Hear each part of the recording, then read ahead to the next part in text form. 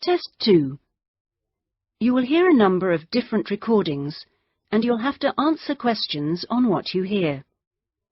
There will be time for you to read the instructions and questions, and you'll have a chance to check your work. All the recordings will be played once only. The test is in 4 sections. At the end of the test, you will be given 10 minutes to transfer your answers to an answer sheet. Now turn to Section 1. Section 1. You will hear a man telephoning a library to find out about joining. First, you have some time to look at questions 1 to 5.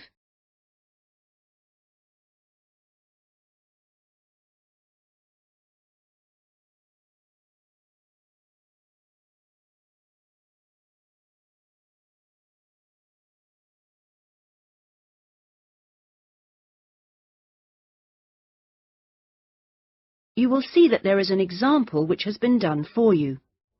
On this occasion only, the conversation relating to this will be played first. Good morning, North College Library. How can I help you? I was wondering if it was possible to join the library. Are you a student at North College? No, I'm not, but someone told me it was possible to join even if I wasn't. That's right, it is. Are you over 18? That's our minimum joining age. Yes, I am. The minimum joining age is 18, so 18 years has been written in the space. Now we shall begin. You should answer the questions as you listen, because you will not hear the recording a second time. Listen carefully and answer questions 1 to 5. Good morning, North College Library. How can I help you? I was wondering if it was possible to join the library.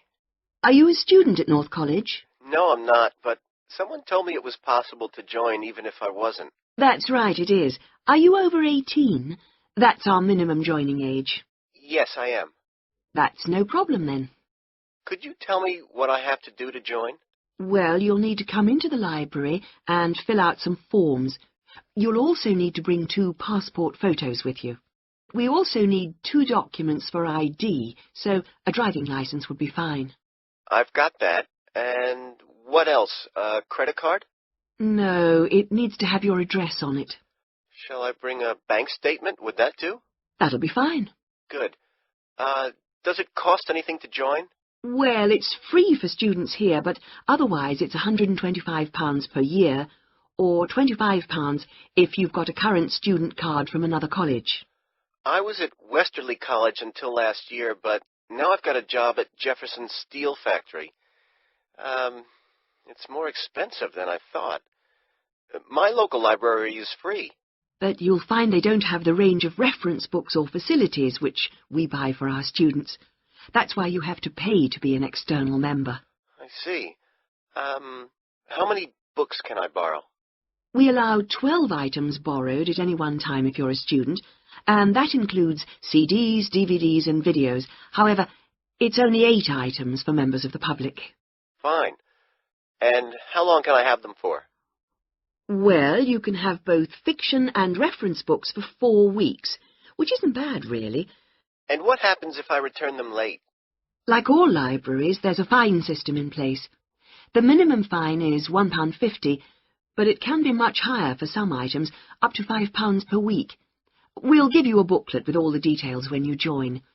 You can always renew items, if they're not required by anyone else, by telephoning or logging onto our website. Before you hear the rest of the telephone call, you have some time to look at questions 6 to 10.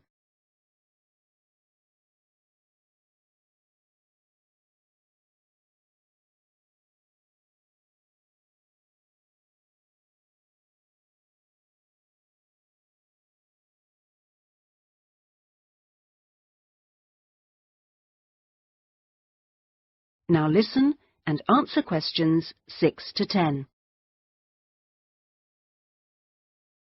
What about the computers? Can I use them free of charge? For college students it's free, but for external members like yourself, the first hour is free, and then we make a nominal charge of £1 per hour thereafter. Do I have to book in advance for them? Oh, yes, it's advisable. Most people tend to book 24 hours in advance, although sometimes you can get one with only 6 hours' notice. However, the earliest you can book a computer is 48 hours before you need it, and you can only book 1 hour at a time. If no one else has booked the computer out, then you may be able to have another hour if you want. We have a wide range of databases, so the computers are in great demand.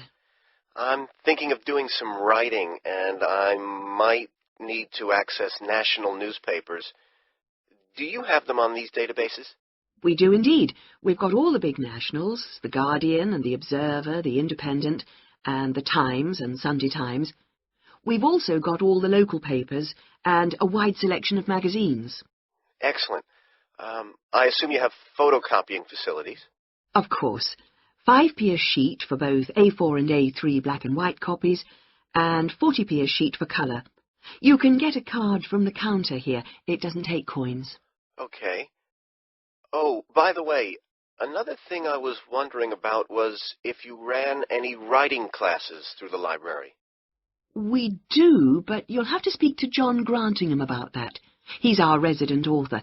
He runs the creative writing classes. John Grant... could you spell that for me, please? Certainly. Grantingham.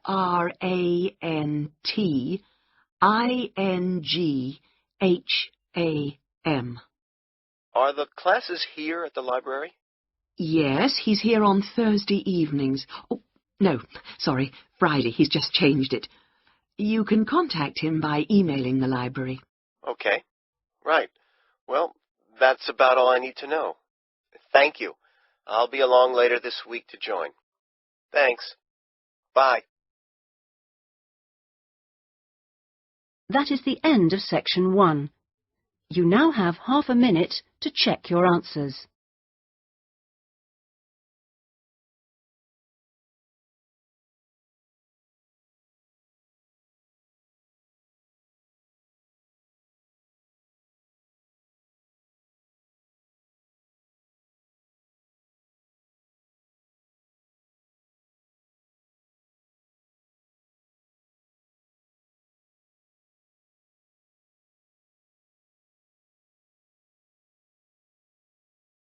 Now turn to section 2.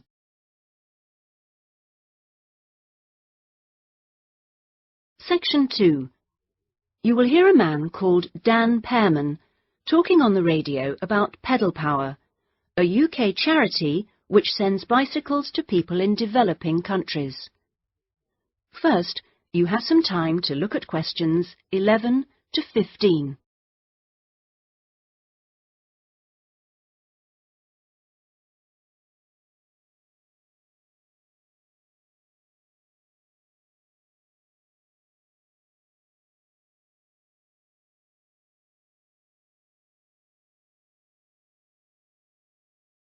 Now listen carefully and answer questions 11 to 15. My name's Dan Pearman, and I'd like to talk about the work of Pedal Power, a small charity based mainly in the UK. I'll be giving our contact details at the end, if anyone would like to find out more about how to support us. But first, how the charity began. I got the idea of exporting bicycles to developing countries while I was in Ecuador. I went there in 1993, just after graduating from university. After 3 years of studying, I wanted adventure. I loved travelling, so I decided to join a voluntary organisation and was sent to Ecuador to carry out land surveys. The project came to an end after 5 years, and when I returned to the UK in 1998, I started planning Pedal Power. Where I lived in Ecuador was a very rural area. My neighbour had the only bicycle in the village, whereas everyone else walked everywhere. My neighbour's business was unusually successful, and for years I couldn't understand why. Then I realised having a bike meant he could get where he wanted to go without much trouble. Other local carpenters could only accept jobs in a 3-kilometre radius, so no matter how skilled they were, they could never do as many jobs as my neighbour. At Pedal Power, we collect second-hand bikes in the UK and send them to some of the poorest regions in the world. When we distribute bikes overseas, we don't give them away for free. We'd like to, but long-term that doesn't really help the local economy. The demand for bikes is enormous, which makes them very expensive locally. So we sell them for 5% of the normal price. But in order to continue operating, we need to have a constant supply of bikes which we send out every 6 months. One example of a town that's received bicycles from Pedal Power is Rivas. It was the first place I sent a full container of bicycles to. Most people there now own a bicycle. The local economy has developed so much you wouldn't recognize it as the same place. In fact, there are more bikes than on the streets of Amsterdam, if you've ever been there. But Pedal Power still needs your help. You may have read about some of our recent problems in the British media. In August 2000, we simply ran out of money. We had containers of bikes ready to send, but no money to pay the bills. It was a terrible situation. We managed to ensure the bikes went out on time, but the other problems carried on for several months. Before you hear the rest of the talk, you have some time to look at questions 16 to 20.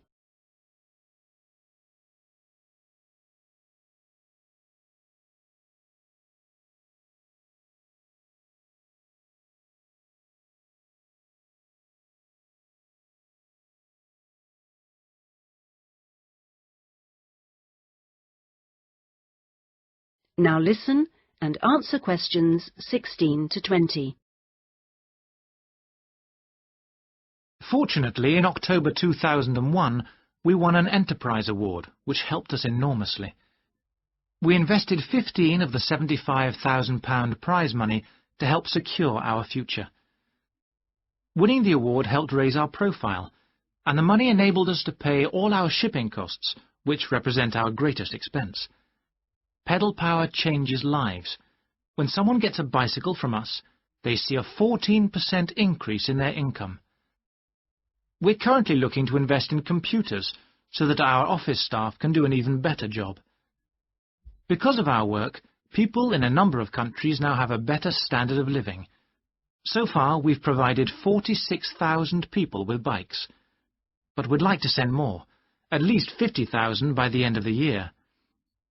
Now, there are many ways in which you can support the work of Pedal Power, not just by taking a bike to a collection in your area.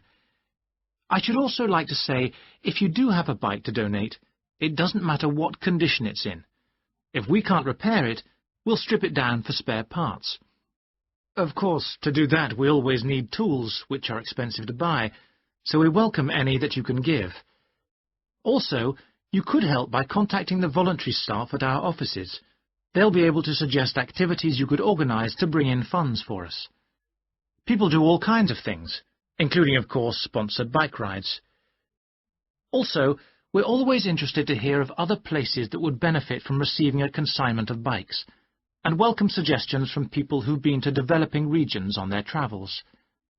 We hope that by talking on radio programmes like this, we will be able to raise public awareness, which will lead to government organisations also giving us regular financial support, something that we really need.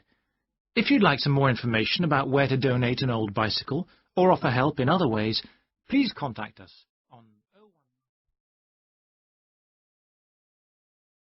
That is the end of section 2. You now have half a minute to check your answers.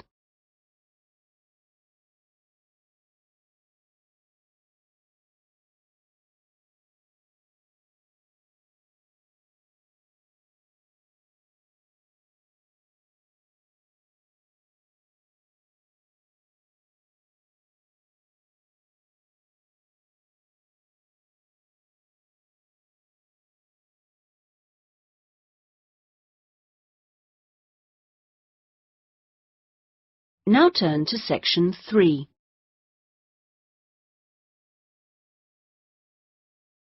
Section 3. You will hear a discussion between a college tutor and 2 students, Christina and Ibrahim. First, you have some time to look at questions 21 to 26.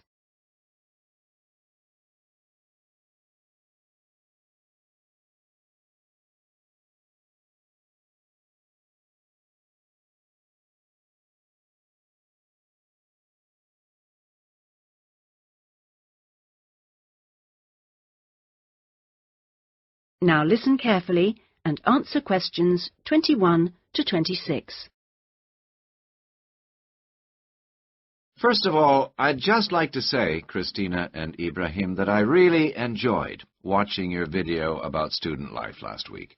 And I could see that the rest of the group did too. You did really well, and I hope that you got a lot out of it. I'd like to use this tutorial as a feedback session where you reflect on the experience of doing the project. So, Christina, I was wondering, what did you enjoy most about making the video? I liked using the camera. Is it the first time you've operated one like that? Yes, it is. Well, the results were very good. Anything else? I also enjoyed visiting one of the British students we filmed. I'd never been inside a British home before. Okay, Christina, thanks. What about you, Ibrahim? What did you enjoy?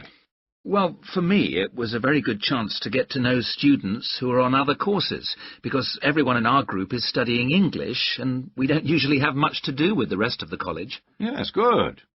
Do you think you'll maintain the contact now? Well, I hope so. I've invited 3 of them to have dinner with me next week. Great. If you haven't decided what to make yet, I can tell you they'll love trying Arab dishes. And, of course, it's good for your English, too. Christina, what did you find? What was the most useful aspect of the project from the point of view of the English practice? I think when we were being shown how to edit the film, we had to follow the instructions, and that was very good practice for me. And I also learned some technical words that I hadn't heard before. What about you, Ibrahim? What was the most useful for your English? It was listening to the British students, because they don't speak as slowly as most of the tutors on our course. I think they speak at natural speed, so it forces me to get used to it. And they use a lot of slang. So you learned some new words which will be useful? Yes. Good. I'm glad it helped. Well, we've talked a little bit about enjoyment and about language practice. Were there any other benefits? What else did you feel you'd learn from the project? Was it useful in other ways? Yes, well, firstly, I learned how to use a video camera, and also I think I really learned a lot about working together with other people.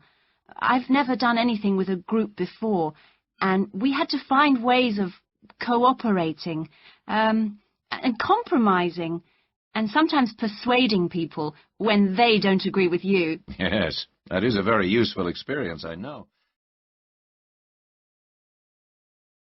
Before you hear the rest of the discussion, you have some time to look at questions 27 to 30.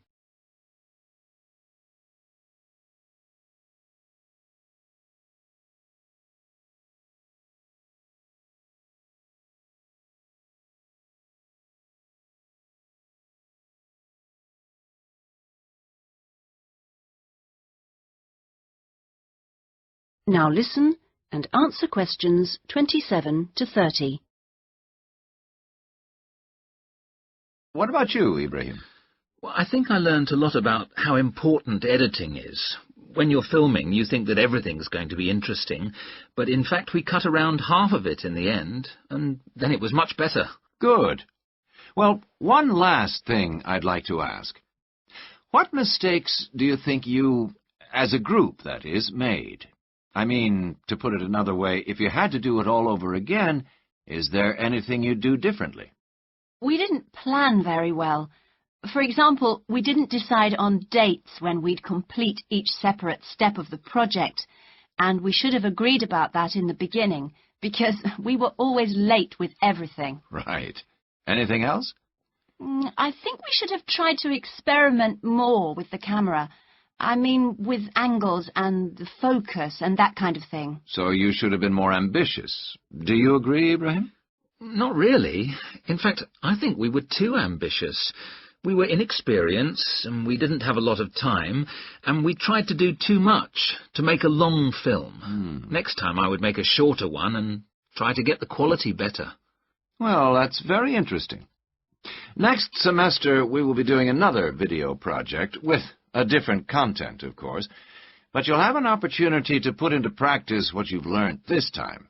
Do you have any ideas about a different... That is the end of section 3. You now have half a minute to check your answers.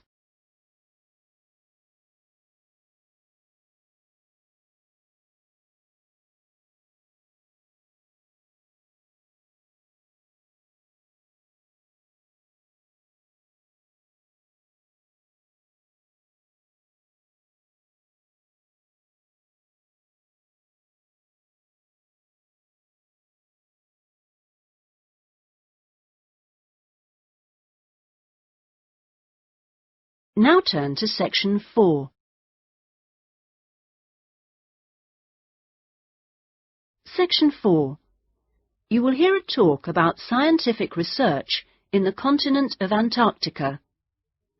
First, you have some time to look at questions 31 to 40.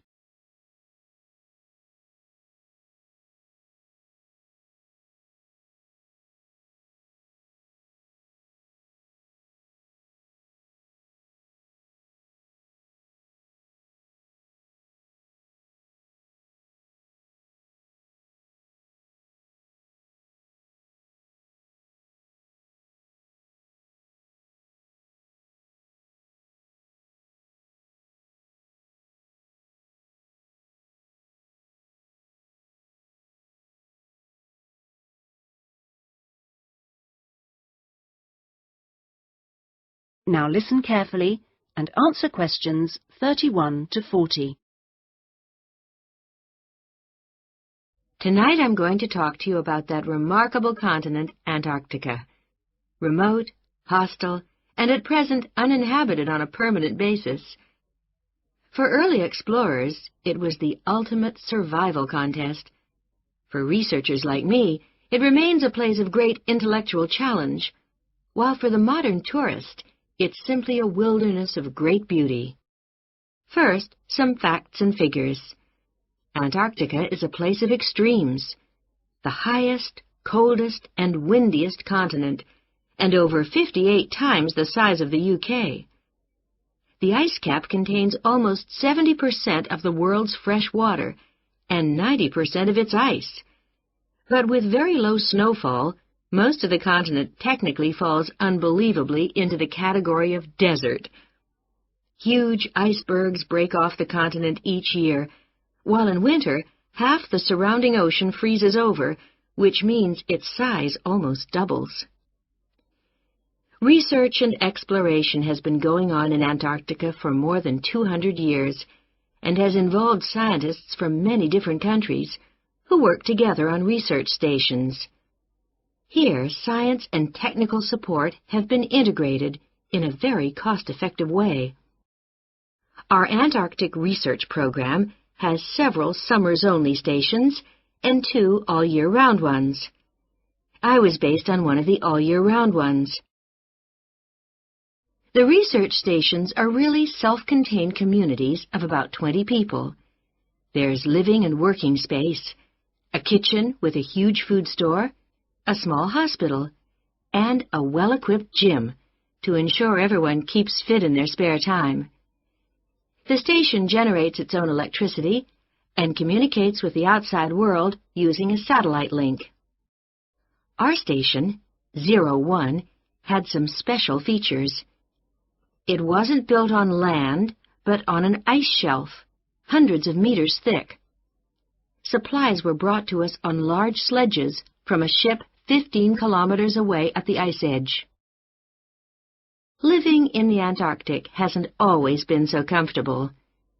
Snow buildups caused enormous problems for 4 previous stations on the same site, which were buried and finally crushed by the weight. Fortunately, no one was hurt, but these buildings became a huge challenge to architects, who finally came up with a remarkable solution. the buildings are placed on platforms, which can be raised above the changing snow level on legs which are extendable.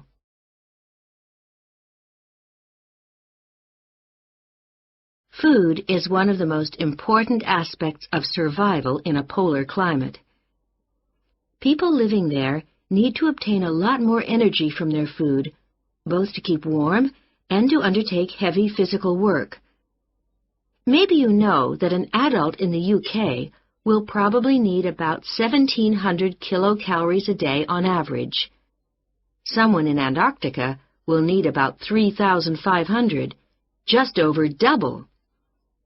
This energy is provided by foods which are high in carbohydrate and fat. Rations for field work present an additional problem. They need to provide maximum energy, but they must also be compact and light for easy transport. Special boxes are prepared, each containing enough food for one person for 20 days. You may be familiar with coffee processed by freeze-drying, which preserves the quality of the food product while making a large saving in weight. Well, this type of presentation is ideal in our situation. It wasn't available to earlier polar explorers whose diet was commonly insufficient for their health. I think that being at the cutting edge of science has a special appeal for everyone working in Antarctica, in whatever capacity. As a marine biologist, my own research was fascinating, but it's perhaps climate change research that is the most crucial field of study.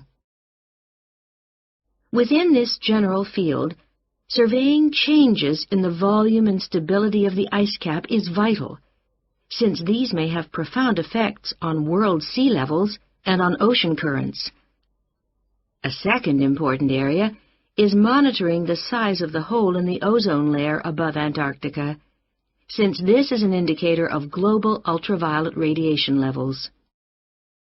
Thirdly, bubbles in the ice sheet itself provide an index of pollution, because frozen inside them are samples of previous atmospheres over the past 500,000 years, and these provide us with evidence for the effects of such human activities as agriculture and industry.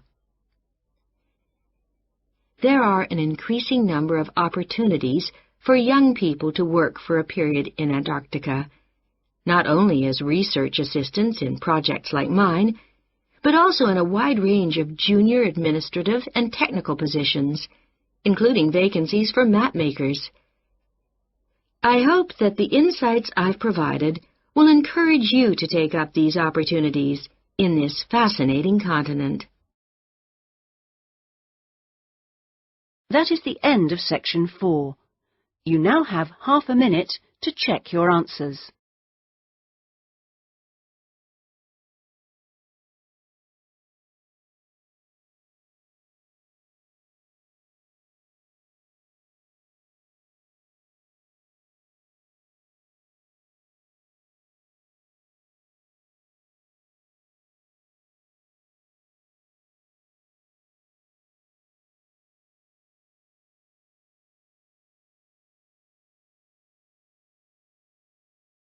That is the end of the listening test. In the Ielts test, you would now have 10 minutes to transfer your answers to the listening answer sheet.